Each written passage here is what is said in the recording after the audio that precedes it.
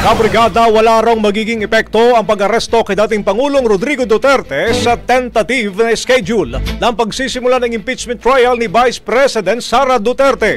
Ayon pa kay House Assistant Majority Leader Jill Bungalon, hiwalay na kaso ang pag-aresto sa dating Pangulo mula sa impeachment complaint.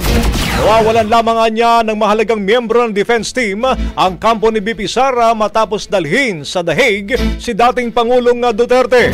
Paliwanag pa ni Bungalon na hindi pangkaraniwan ang kaso, lalo't si Duterte ang kauna-unahang Pilipinong inaresto at nakatakdang litisin sa International Criminal Court.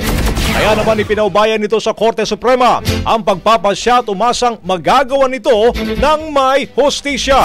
Sa ngayon mga kabrigada, regular daw na nagpupulong ang mga miyembro ng House Prosecution Team at naghahanda para sa kanya-kanyang mga assignment. Ang bahaging ito ay hatid sa atin ng Fast Relax. Tanggal ang sakit, ora mismo.